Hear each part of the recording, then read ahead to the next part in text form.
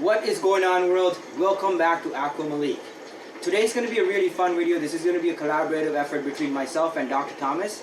This is actually a conversation we had a few weeks back, and I actually recorded the audio for the conversation so I can write down some notes on it, and he thought that it was a good idea to make a video about this, so here it is. And so it's a group, a collaborative effort between the two of us, and we want to help you guys to pick the right fish, and that you do not go through any issues buying your first Zebra Plecos. Now there's about 15 different points that he highlighted, so I'm going to go through them real quickly, and bear with me and watch till the end because you don't want to miss out on all this valuable information that is in this video. As always, if you haven't subscribed, it's a great time for you to subscribe because there's a lot of cool videos like this coming up. We'll be looking at a lot of cool stuff in the next couple of weeks, as well as throughout the year. So subscribe and hit that notification icon so you do not miss out on any of the cool and valuable information that we are going to be bringing to you through this channel.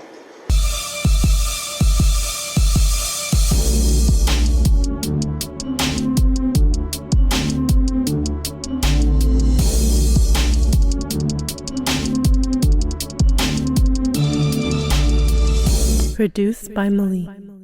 So, you want to buy a Zebra Pleco. You've been keeping guppies and platies and you've been breeding them, and it's all these other smaller inexpensive fish, and you're feeling brave and you want to go get something nice, and you go to the pet store or you go online and you see somebody selling these cool fish and you fall in love with them instantly. They're really beautiful, and so you want them. What do? What's the first thing to do when you think of buying Zebra Plecos? The first thing you want to do is you want to figure out what size Plecos they're going to be, and also what size tank you're going to require for them. You cannot put them with your other existing fish. It's not recommended to put them with a tank full of discus or anything like that, because chances are the fish are going to get bullied or not going to eat as much because of their shyness, and they're a little bit skittish when they're first introduced into a system, especially when they're small and stuff. So you're not going to be successful in that regard. So you want to set up your own tank for these fish based on their size, and for the long term you want to have a separate tank. So I'll have separate videos about this. I'll put the link to the entire playlist at the end of this video so you guys can check out the entire Zebra Pleco playlist about these topics. Okay? Now, for the purpose of this video, let's say you have set up a tank like this 40-gallon or 37-gallon tank, and now you have nothing else in it. It's established. It's been running for a few months. I do not recommend putting Zebra Plecos in a tank that is not at least 6 months mature. So you do not want to put these fish in a tank that has not been set up for at least 6 months and running with fish and other things, because if you do that, chances are you're going to have new tank syndrome, so ammonia spikes, nitrite spikes and stuff like that, quite deadly to your Zebra Plecos, and your fish will die. So the next thing we're going to talk about is, if you do want to buy Zebra Plecos, I think we both agree on this, and that's why we made it the second point. You should be buying L333, L340, L260, or another type of small hypancestris, and keeping them before you get your Zebra Plecos, because you do not want to experiment with the Zebra Plecos. They're quite expensive.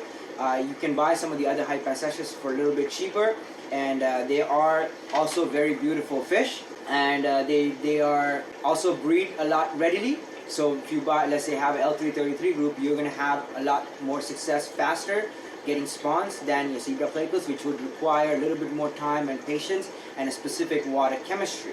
Now, having said that, you also get more babies with your L333s or your L260s. You might get a clutch of 15, 20, 30 eggs, as opposed to 5 to 7 to 10, you know, on a good clutch. Maybe 14 is like exceptional large clutches for your Zebs. So, like, you know, you're looking at small clutch sizes, hard to breed fish, and also requiring specific water parameters. So you wouldn't want to experiment with your Zebs when it comes down to it, especially if you have fry and stuff and you don't know how to raise them. So you would want to actually learn a lot more using some of these more inexpensive and easier to keep fish at first. So I would recommend doing that at least for a year or two before you actually bite the bullet and spend all your money on Zebra Pleco. So this is a really good recommendation. And point 3 is, depending on the size of the fish, you would have to have a different size tank or enclosure. So fish that are under 4 centimeters, so 1.75 inches, you do not want to put them into a tank. You cannot leave them in a tank like this and expect them to do well. So what you want to do is fish that are under 3 to 4 centimeters, under 4 centimeters at least, you want to keep them in a breeder box like this right here. So this is a cis breeder box. It doesn't have to be this kind. You can have a hang on the back breeder box. You can have other type of breeder boxes that are sitting in the tank floating. However you decide to do it is fine, as long as you can monitor the fish very closely every single day, several times a day if you have to, and make sure they're all eating and doing well and growing and no signs of disease or discomfort or issues and stuff like that. So you want to have them in one of these setups until they reach about 4.5–5 centimeters at least. Before that, you cannot buy the fish and put them directly into a tank, because they will disappear in your tank and chances are you will never see the fish again. Okay, so that's something to really pay attention to. And after 5 centimeters, you can move them into a grow out tank. The grow out tank doesn't have to be any specific size, but a smaller tank, like around 10 gallons to 15 gallons, I would say is ideal. So 10 gallons would be 40 liters, 15 gallons would be 55 or 60 liters. So 60 liter tank, you know, you can keep like a group of 10 5 centimeter fish, no problem, like until they're at least a year, year and a half. So it's not an issue to keep them in that tank. And I think something bigger than that is not going to be in your favor, because it's too big. You can't target feed the fish. They're going to be at different places and you're not going to be able to see them as well. If it's a small tank with just the 10 fish and like less decorations, the better it is. Now Dr. Thomas suggests in a grow out tank you should only have one tube. So one PVC tube or one of these caves, you know, whatever, open on both ends is ideal, and one slate. So I'll put some beautiful footage of Dr. Thomas's breeding tanks where he has this particular setup. The point of having the slate in a specific angle like this, for example, is so that the smaller fish can hide in this corner and the larger fish cannot get to them and bully them. So this is something to pay attention to, because you don't want your small fish getting bullied. Okay?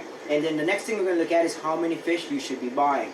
The minimum amount of fish we recommend buying is 10. There's a few reasons for that, and if you can buy more than 10, that's ideal, but at least buy 10 fish. A lot of people buy 5 fish and they grow them out, and the problem with that is a lot of times if you go and pick 5 fish out of 10, a group of 10 that were all born together, you're probably going to want to take the 10 largest fish and 5 largest fish, and then the breeder's not going to have any issue with this, because he knows or she knows that what you're getting is the 5 males possibly, or the possible males. So the 5 largest fish are usually going to be males. So you might get 1 female out of that clutch, or you might get 5 males and no females. You might get 1 female and 4 males. And so after growing them up for 2 years now, you're not going to be able to find new females, and it's going to be a new hassle. So we recommend 10 fish. Also, if you can buy the entire group, that's what he actually recommends, and this is what I totally believe in as well. When I want to buy Zebs, I buy the entire clutch. If there's a clutch of 10 fish, I want all 10. If there's 7, give me all 7. You know, so that I can grow them out, and I have a good chance of having both males and females. Breeders can pick out males and females quite easily when they're small, based on size, and there are unethical people, which we'll be looking at in a bit in the video. So it's also easier to grow out 10 fish together than to grow out 5 fish. So the less fish there are, the more skittish they're going to be, the more inactive they're going to be, the harder it is going to be for you to feed them. They're not going to come out as much. But if there's 10 fish, there's always going to be a couple that are going to be more active, which is going to force the other fish to come out more and be more active, and also going to make them more comfortable to come out. So having 10 is a really good situation for them. If you can have 20, even better. Okay, so this is not something that we're saying to make you buy more fish, but this is for the well-being of the animal. If you see any of my Zebra Pleco tanks, you don't see anything less than 10 fish. Even my grow-out tank has like 17 or 18 fish now, and my group has 14 adults in there, and I'm buying another group of 12. Okay, so that's essentially what you should be doing. Anything less than 10, you're putting yourself or setting yourself up for failure in the future. Now we're going to be looking at water parameters. So no caves, hard water is what Dr. Thomas recommends until you are ready to breed the fish.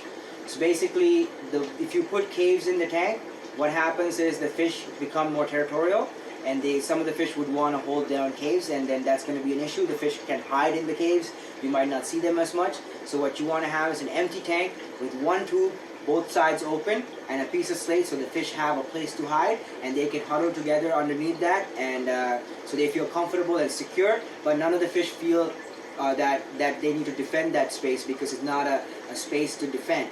so they don't actually get to fights and all that stuff, because young fish can really hurt themselves in aggression issues and stuff like that as they become sexually mature. And inexperienced males can kill your females when they are becoming sexually mature. So you do not want these type of accidents to happen before the fish are fully sexually mature. So to avoid that, you need to leave the fish without any caves until they're ready to breed. Also, you want to keep them in hard water. Not hard water per se. If you have soft water in your own area, then you can keep them in the water you have. But if you have hard water already, for the stability aspect of things, it's better to keep them in your own tap water. pH of 4, 5, 6, high pH, it doesn't matter for the fish, as long as the pH is like 8.0 or lower, I would say, or even a little bit higher than 8.1, 8.2, it should not be an issue. Just acclimatize the fish over a period of time if they are coming from a little softer situation, like if they come from RO or something. Drip acclimate them for a few hours before you put them into tap water. But after that, you shouldn't have any issue keeping them directly in your tap water long term until they are ready to breed. This also serves another function where when you are ready to breed, you can actually alter the pH a little bit and drop the TDS a little bit, bring the KH down by a small fraction, and the fish will get triggered easily to spawn because you've been keeping them in normal water. So any little fluctuation would make them think that it is the perfect time, and they will spawn a lot easier this way. So that's something to look at as well. We'll be looking at those in upcoming videos, so subscribe and stay tuned for those updates.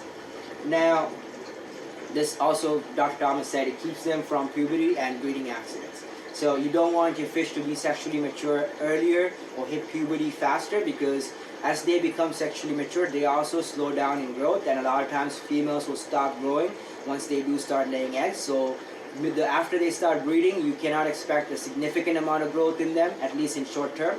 So if you want to get your fish to a larger size, it's better to keep them non-reproductive until they are like actual adult size, which is about 2.5, 3 inches. 3 inches for the males, maybe a little bit more, and the females maybe 2.5 to 3 inches. Then you can actually start triggering them to spawn, and you will have better success. You'll have more eggs, and you will also have less accidents for breeding. We will be looking at more in detail on tank setups. We will actually look at Dr. Thomas's 8 or 10 breeding setups. He has, I think, 10 groups of Zebra Plecos.